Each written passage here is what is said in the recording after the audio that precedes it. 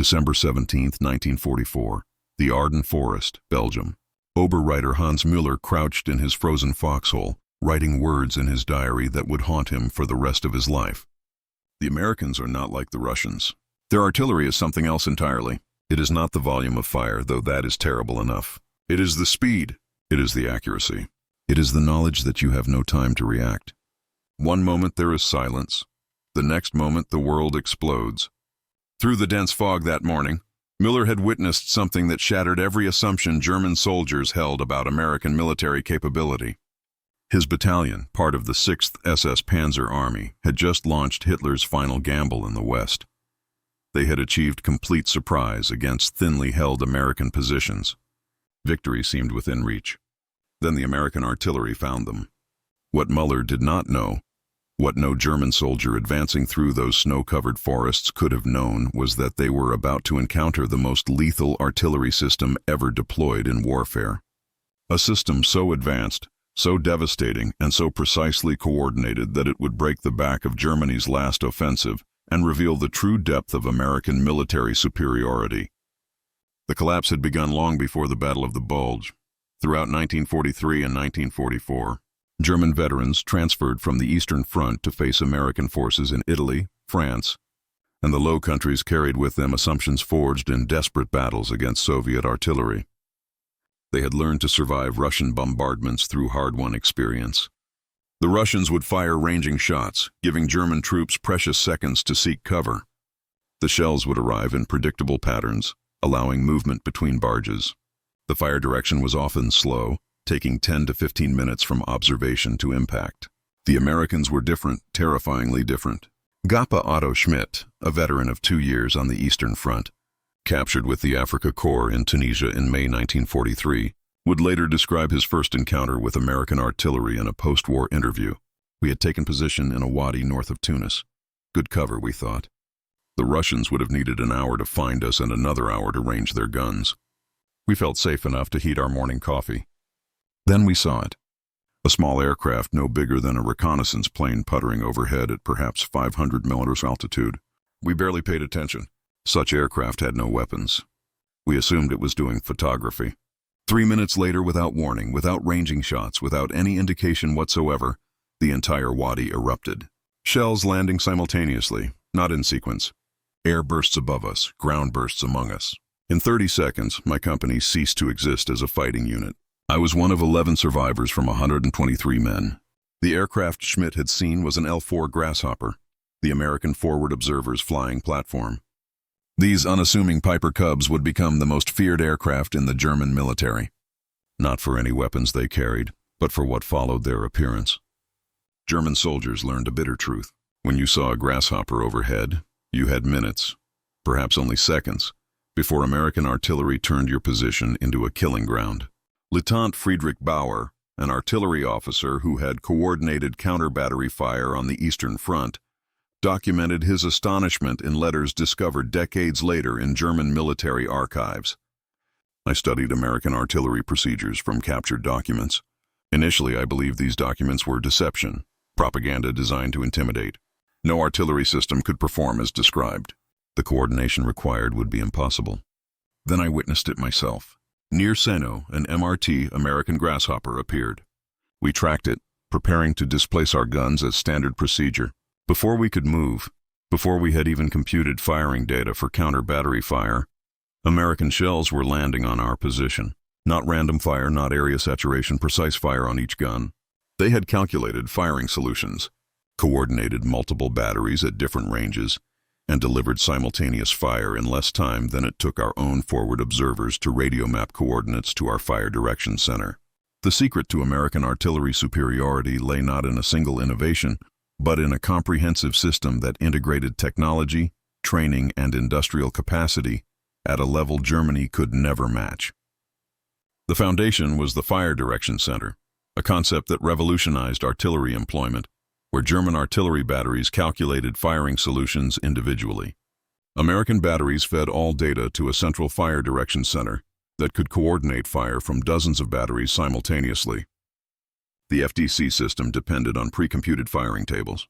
In offices across the United States, rooms full of women worked with mechanical calculators, slide rules, and logarithm tables computing firing solutions for every conceivable combination of variables: wind speed and direction, temperature, humidity, barrel wear, propellant temperature, altitude differences between gun and target. These tables, printed in books small enough to carry in a map case, allowed American fire direction officers to calculate precise firing solutions in minutes rather than hours. Hedman Vera Hoffman, a mathematics professor conscripted into the Wehrmacht artillery, examined captured American firing tables after the war. His analysis, preserved in German military records, revealed his stunned appreciation. These tables represent years of computational work, thousands of hours on mechanical calculators.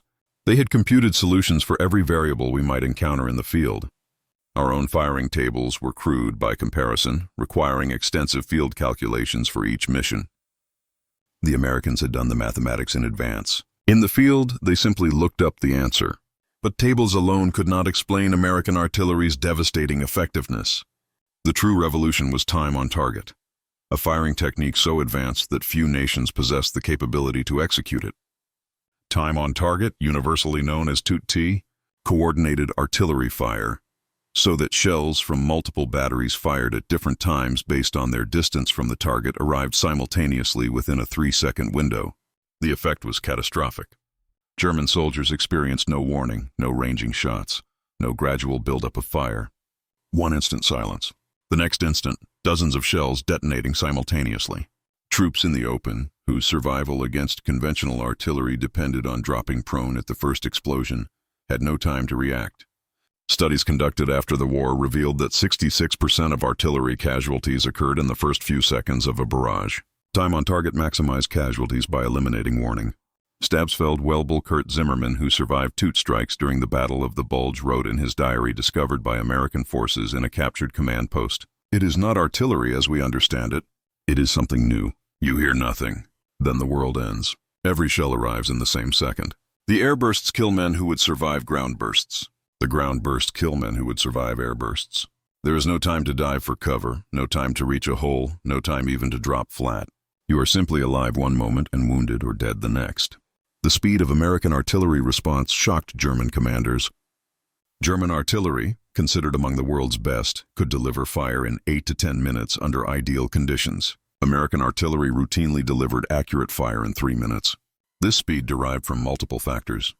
American forward observers used new FM radios that provided clear, static-free communication. German forces still relied primarily on AM radios plagued by interference. American radios were also far more numerous. Every infantry battalion had multiple radio-equipped forward observers. German battalions typically had 1 or 2 radios, often shared between units. The forward observers themselves represented another American advantage. German forward observers were artillery officers, often lacking infantry training or experience. American forward observers were specially trained personnel who understood both artillery and infantry tactics. They moved with infantry units, lived with infantry soldiers, and coordinated fire as an integrated part of combined arms operations. Moreover, American artillery observers could call upon an entire corps artillery, not just their own battalion. The system allowed a single forward observer to coordinate fire from dozens of batteries within minutes. A lieutenant calling for fire support could bring down the weight of metal equivalent to a small airstrike delivered more accurately and more rapidly than any air support could provide. Oostenrich Müller, commander of an infantry regiment destroyed near Eslohe in July 1944, documented this capability in his final report. "A single American infantry company surrounded in a village held my entire regiment for 6 hours. Every time we attempted to assault, artillery fire drove us back. Not from one battery, but from what seemed like dozens of batteries. The forward observer with that company, probably a lieutenant or captain, commanded more firepower than I could bring to bear with my entire regimental artillery. We lost 400 men attempting to overrun 120 Americans. We failed. The artillery pieces themselves demonstrated American industrial superiority. The M2A1 105mm howitzer, the standard American light artillery piece, was a marvel of engineering and manufacturing. Rock Island Arsenal had perfected production techniques that allowed rapid manufacturing to precise tolerances. By the end of World War II, 8,536 M2A1 howitzers had been produced. Each American infantry division had 36 of these howitzers organized into 3 battalions of 12 guns each. These battalions were fully motorized, towed by trucks or half-tracks that could move at highway speeds. Displacement from one firing position to another, an evolution that took German horse-drawn artillery 2 to 3 hours, took American motorized batteries 20 to 30 minutes. The contrast in mobility was stark. German artillery remained predominantly horse-drawn throughout the war. Despite Nazi propaganda showing mechanized panzer divisions, approximately 80% of droned from German motive power relied on horses for transport. Germany started World War II with 14,000 horses and ended with 198,000 by February 1945 each. German artillery piece required 6 to 8 horses and took hours to limber, move, and unlimb or winter conditions. Movement became nearly impossible. Grief writer Paul Richter, assigned to a German artillery battery in Normandy, kept a detailed diary that survived the war. We watched American artillery displaced during a battle. They fired their mission. Then trucks appeared. Within 20 minutes, the entire battery had limbered their guns and departed. We required 2 hours minimum to perform the same evolution, and that assumed good weather and roads. In mud or under fire, we might need 4 hours. The Americans would set up at a new position and be ready to fire again before we had finished moving. We were fighting a 19th century war with horses against an enemy fighting a 20th century war with trucks. The outcome was inevitable. American 155mm howitzers provided even more devastating fire support. Each division had 12 M1 155mm howitzers in a separate battalion. These guns firing 43-kilo shells to ranges exceeding $14,000 meters provided the division commander with a heavy punch capable of destroying fortifications that would survive smaller caliber fire. The 155mm was itself a triumph of engineering. Designed in the late 1930s and standardized in May 1941, it combined range, accuracy, and reliability. 10 300 were produced during the war. The gun could be towed at highway speeds by a truck or half-track, allowing rapid displacement. Rate of fire was 4 rounds per minute, though well-trained crews could briefly achieve 6 rounds per minute. But even these divisional assets palled beside the artillery available at Corps and Army level. American Corps artillery typically included battalions of 155mm guns, 8-inch howitzers, and even massive 240mm howitzers. These weapons capable of destroying any fortification could be called upon by forward observers at battalion level. The pyramiding of firepower meant a single rifle company could within minutes bring down fire from divisional corps and even Army artillery. German artillery, by contrast, was rigidly organized. CPS and Army artillery were separate commands, not available to support divisional operations without extensive coordination and approval through multiple headquarters. German infantry divisions had their own artillery, but calling fire from corps artillery required routing requests through division to corps, often taking hours for approval. By the time fire arrived, if it arrived at all, American mobile warfare had moved the front line. Lieutenant Joachim Weber, a forward observer who had requested corps artillery support during the Normandy campaign, documented his frustration. "I called for corps artillery at 09:15 hours. The enemy was massing tanks for an assault on our position. I provided exact coordinates, described the target, explained the tactical situation. At 13:30 hours, 4 hours later, I finally received fire, 3 salvos. By that time, the American tanks had completed their attack and withdrawn. Our position was overrun. I survived only by luck. The corps artillery, which might have saved us, arrived too late to matter. The technical sophistication of American artillery extended to the ammunition itself. While Germany struggled with propellant shortages and inconsistent shell production, American industry delivered ammunition in seemingly unlimited quantities, manufactured to precise specifications that ensured consistent performance. More significantly, the Americans deployed the variable time fuse, the VT fuse, a technological marvel that would prove decisive. The VT fuse, also called the proximity fuse, contained a miniature radar transmitter and receiver in the nose of the artillery shell. The transmitter broadcast a radio signal. When the shell approached the ground or any object, the reflected signal triggered detonation. The result was a shell that exploded at optimal height for maximum lethality, typically 10 to 20 meters above the ground. The VT fuse transformed artillery effectiveness. Conventional time fuses required calculating the precise time to target, then setting the fuse accordingly. Wind, temperature, barrel wear, all affected shell flight time. Even small errors meant shells exploding too high or burying themselves in the ground before detonation. The VT fuse eliminated these variables, guaranteeing optimal airburst regardless of conditions. The VT fuse had first been used in combat by the USS Helena on January 5, 1943, shooting down a Japanese dive bomber off Guadalcanal with only 2 to 3 salvos. Throughout 1943 and 1944, VT fuses proved devastatingly effective in naval anti-aircraft operations and against V-1 flying bombs over England. However, concerns about the technology falling into German hands prevented its use in ground artillery over Europe.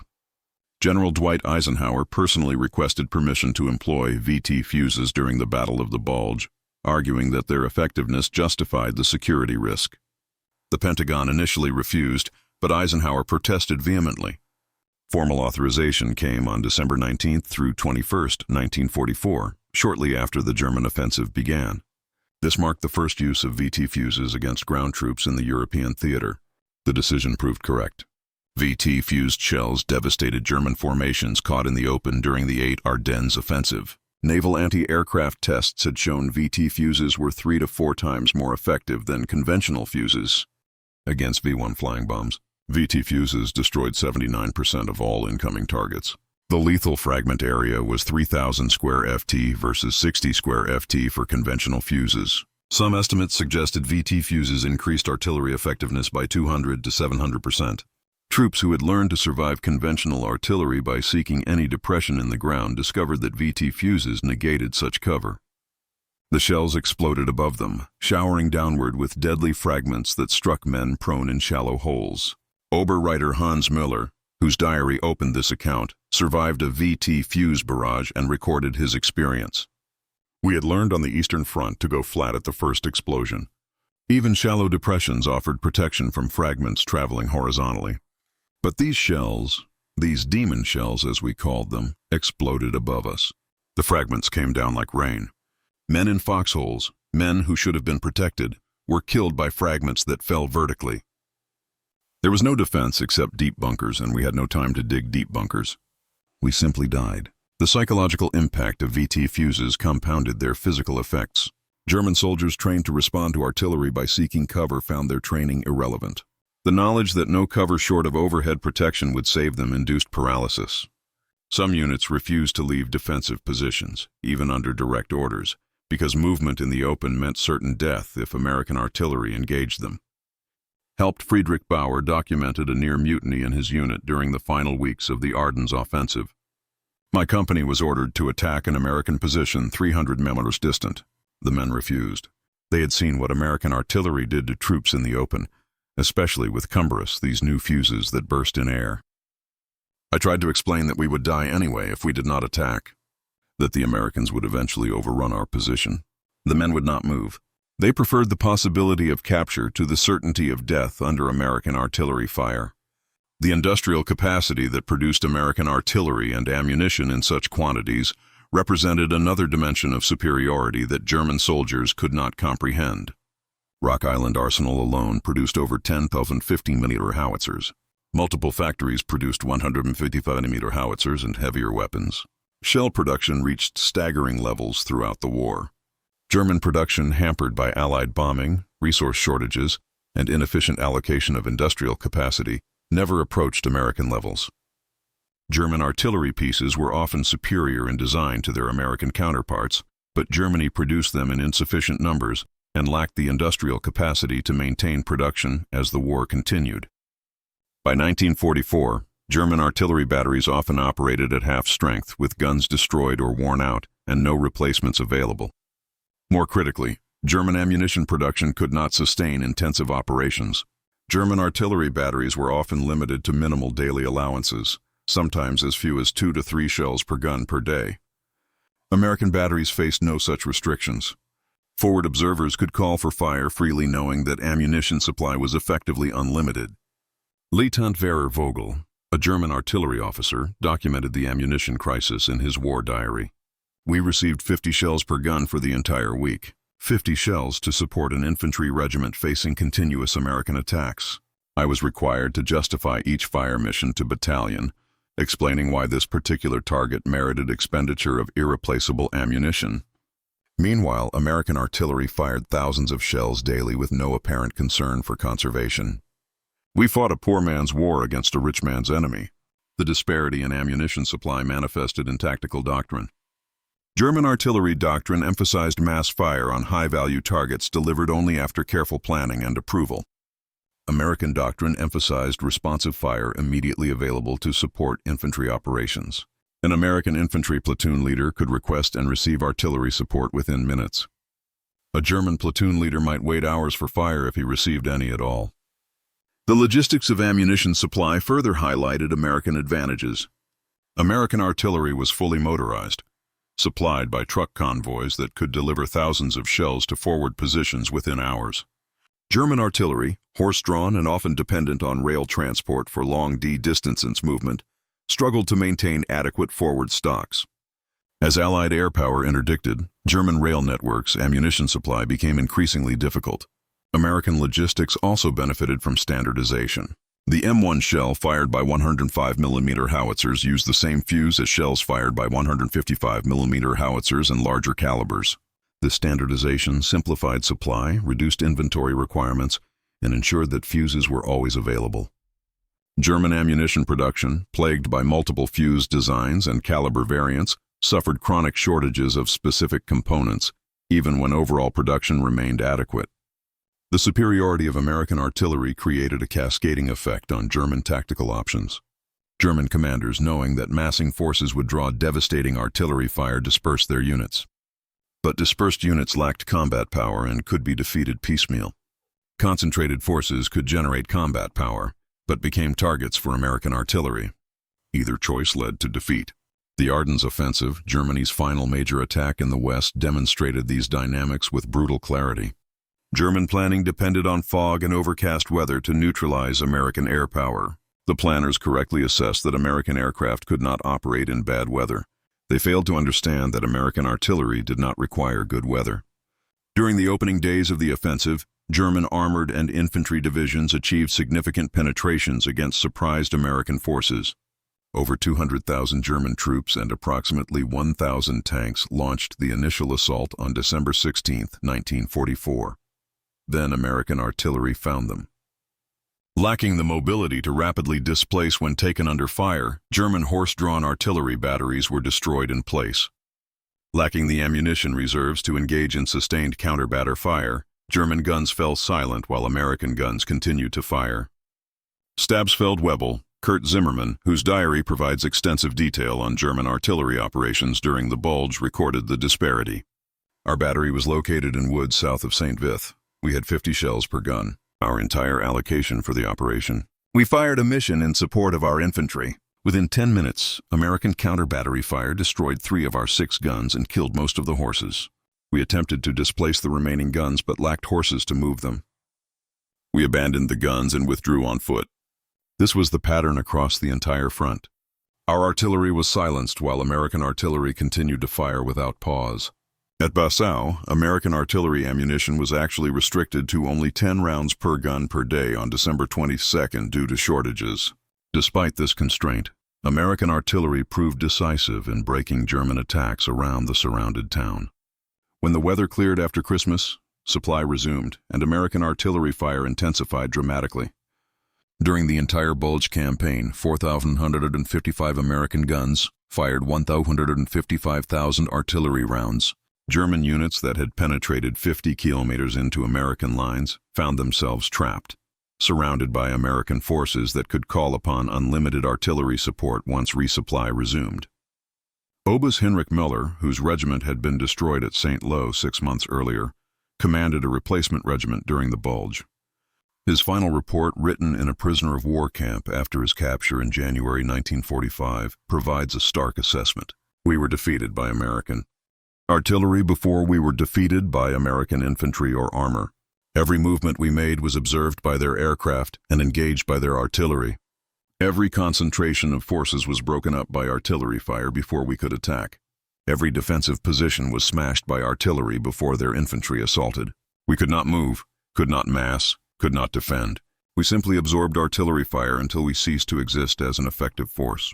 The offensive planned to drive through to Antwerp and split Allied armies stalled after less than a week, broken primarily by American artillery. Units that began the offensive at full strength ended it with 30 to 40% casualties, with artillery fire accounting for the majority of losses. The lessons learned by German soldiers who survived American artillery came too late to change the war's outcome.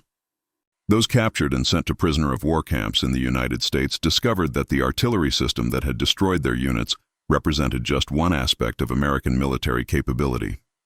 The industrial capacity that produced tens of thousands of artillery pieces and millions of shells was the same capacity producing tanks, aircraft, trucks, and every other implement of war in quantities that dwarfed German production. Grief writer Otto Schmidt, captured in Tunisia and held at a camp in Texas, wrote in a letter that passed American censors, "I have seen American industry. I have watched trains carrying artillery pieces, hundreds of them, moving toward ports for shipment overseas. I have seen factories producing shells by the thousands. The Americans defeated us not through superior tactics or superior soldiers, though their tactics were good and their soldiers brave. They defeated us through sheer industrial might. They could afford to fire 100 shells where we fired one. They could afford to lose equipment and replace it within days.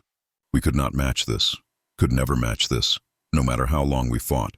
The German prisoners of war who witnessed American artillery training exercises in the United States saw firsthand the professionalism and preparation that made the system so effective. American artillery crews trained constantly, practicing the coordination and communication that allowed time on target missions. Forward observers worked closely with infantry units, practicing the integration that made American combined arms operations so effective. Lieutenant Friedrich Bauer, the artillery officer captured in Italy, attended lectures at a prisoner of war camp where American artillery officers explained their methods. His notes preserved in German archives reveal his professional admiration. "They have systemized everything we did by individual skill and initiative. Where we depended on talented artillery officers computing firing solutions through experience and calculation, they created tables that allow average officers to achieve the same results.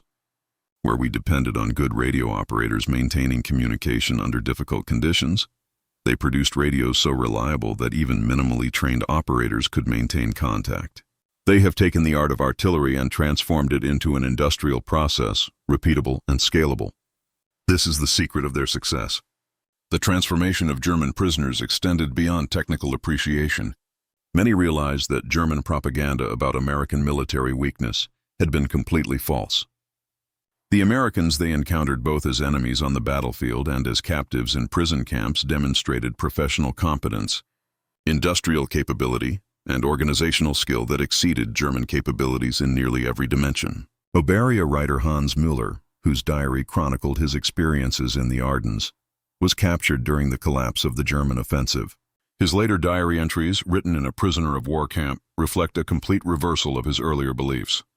"We were told the Americans were inferior soldiers, that they lacked fighting spirit, that they depended on material superiority because they lacked the skill and courage of German soldiers. These were lies. American soldiers fought with courage and skill, but they also fought with overwhelming material advantages that German courage and skill could not overcome. Most significantly, they fought with an artillery system so advanced that we had no effective counter. This more than any other factor defeated us." By early 1945, as Germany's situation became hopeless, American artillery superiority only increased. German ammunition production collapsed under Allied bombing.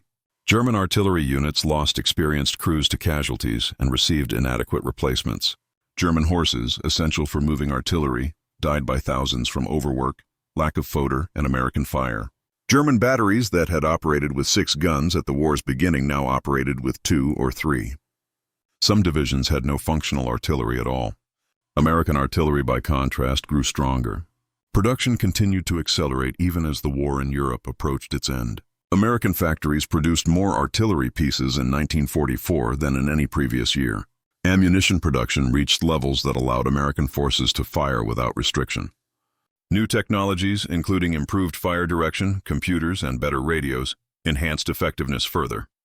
The end came in May 1945 with Germany's unconditional surrender. In the final battles, American artillery demonstrated capabilities that seemed impossible just years earlier. Single battalions could deliver overwhelming firepower on demand. Multiple corps artillery could coordinate fire on area targets, saturating entire map grid squares with shells. Forward observers could call down destruction on any target within minutes, confident that accurate fire would arrive quickly. German survivors of these final battles carried with them profound respect for American artillery. Hedman Verrer Hoffmann, the mathematics professor who had analyzed American firing tables, was captured in the Ruhr pocket in April 1945. His final military report, written for American intelligence officers, provided professional analysis of American artillery effectiveness. The American artillery system represents the culmination of industrial-age warfare. They have applied industrial methods, mass production, standardization, and systematic training to create a weapon system of unprecedented effectiveness. Individual German artillery pieces may be superior in design. Individual German artillery officers may match American skill, but the Americans have created a system that does not depend on individual superiority. Their system produces consistent, overwhelming, rapidly delivered firepower regardless of individual skill levels. This systemization represents a revolution in warfare that Germany never matched and could not match given our industrial limitations. In the decades after the war, historians analyzing American military effectiveness in World War II identified artillery as perhaps the single most important advantage American 80s forces possessed. While tanks and aircraft received public attention, it was artillery that broke German attacks, supported American advances, and inflicted substantial casualties in the Western theater. German military professionals studying their defeat after the war consistently identified American artillery superiority as a decisive factor. General Franz Halder, former chief of the German General Staff, wrote in his post-war analysis, "American artillery achieved what we believed impossible. They transformed artillery from a supporting arm into a dominant weapon system. Their coordination, their fire control, their logistics, and their industrial production created an artillery force that could not be matched or countered." German forces in the West operated under constant artillery threat, unable to mass without drawing devastating fire, unable to move without observation, unable to fight effectively under the weight of American shells. The tactical innovations developed by American artillery during World War II became the foundation for modern artillery doctrine. Time on target remains the standard method for coordinating artillery fires. Fire direction centers remain the hub of artillery operations. Forward observers closely integrated with maneuver forces remain essential for delivering responsive fire support. The basic structure established by the United States in World War II persists to this day. The proximity fuse represented such a significant advance that its full impact remained classified for years after the war. The psychological impact combined with the physical casualties often broke unit cohesion entirely. German soldiers caught in the open by VT fuse shells had no effective defense for the German soldiers who faced American artillery. The experience left permanent impressions. Stabsfeld-Webel Kurt Zimmermann, who survived multiple toot barges during the Bulge, immigrated to the United States in the 1950s. In a 1960 interview, he reflected on his wartime experiences. "I have been asked what weapon I feared most during the war. Not tanks, though German tanks were inferior to late-war American tanks. Not aircraft, though American air power was overwhelming. Not even American infantry, though they fought well. The weapon I feared most, the weapon that gave me nightmares then, and sometimes still does today, was American artillery. The sudden devastating fire that arrived without warning. The knowledge that you might die without ever seeing your enemy killed by shells fired from guns kilometers away. This was true terror. The story of German soldiers and American artillery is ultimately a story about the transformation of warfare in the industrial age. Individual courage and tactical skill remained important, but they were overshadowed by industrial production, systematic training, and organizational efficiency. The Americans had created a system that amplified the capabilities of two average soldiers, making them more effective than exceptional German soldiers fighting with inferior systems and inadequate support. The artillery that broke German forces in World War II was not the product of a single innovation or a brilliant individual. It was the product of systematic analysis, industrial application, comprehensive training, and abundant resources. It represented American military power at its most effective, using industrial capacity and organizational skill to create overwhelming combat power. For the German soldiers who faced this system, the experience was transformative. They entered the war believing in German superiority. They ended the war understanding that American industrial might and organizational capability had surpassed German capabilities. They had learned to fear American artillery above all other weapons, for it represented the unbridgeable gap between German methods and American.